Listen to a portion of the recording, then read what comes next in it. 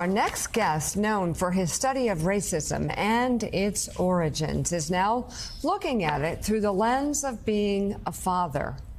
Joining us now, Andrew W. Mellon, professor in the humanities and the founding director of the Boston University Center for Anti-Racist Research.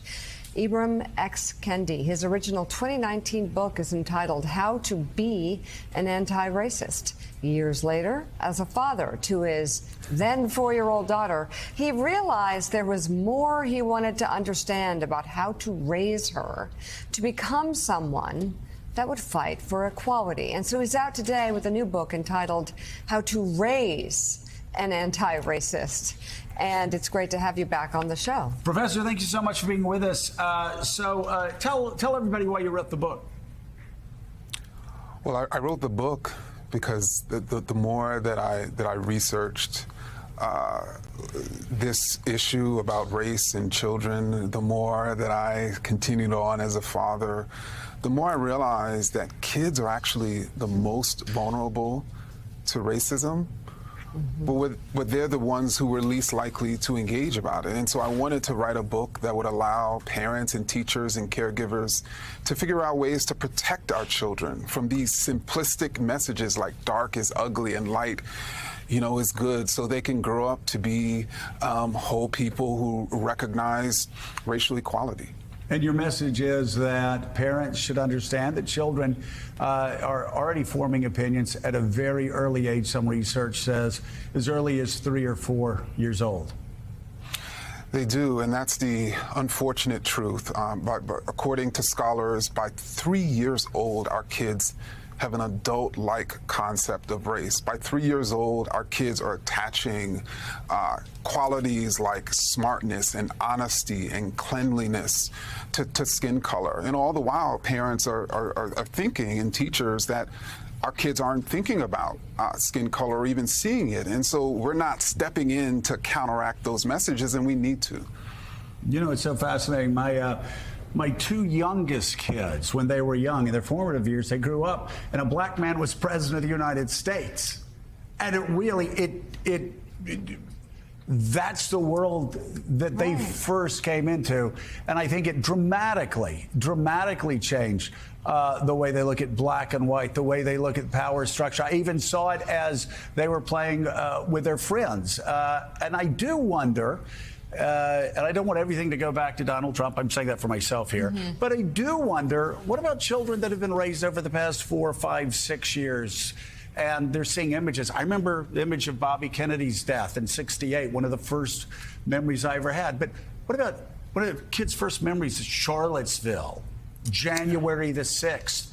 Muslim Proud Boys, hearing about Muslim registries. I just do wonder what sort of negative impact that's going to have on so many young kids coming of age. It is having, a major impact, particularly for white teenage boys who are facing and being recruited by white supremacists online in multiplayer video games and memes and direct messages. And if they haven't been taught about white supremacy, then it's hard for them to identify it and see it as wrong and to not go down that rabbit hole. For those kids, it's so important to protect them from white supremacists by teaching them about racism and about white supremacy. So let me ask a question now that I'm sure I'll offend a lot of people in the Twitter sphere. And oh my gosh, I don't know how I'll get through the day. One of the messages that I have had for friends that work at progressive institutions is my fear that we hear about the wokeness and hear about young 7, 8, 9-year-old boys being told that they're inherently bad. I know you're not saying that, but that's just sort of the general general critique from the right. I have been concerned at times. You talk about those white boys moving into their teenage years. I've just talked about how, unfortunately, I do think there's more racism in our society now even than when my younger kids were growing up. How do we make sure that we don't push them into corner of Trumpism or push them this way or that way? How do we how do we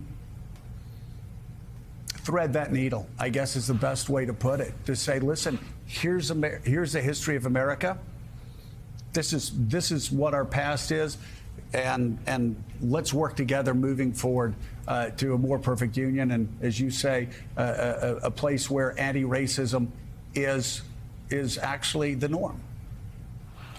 Well, I think first we have to just acknowledge that we live in a society of all sorts of racial disparities, and our children, our young people, are seeing that, like, darker people on average have less. And the question is that they're asking is why. And we have to be teaching our children that no group is better or worse, has more because they are more, have less because they are less.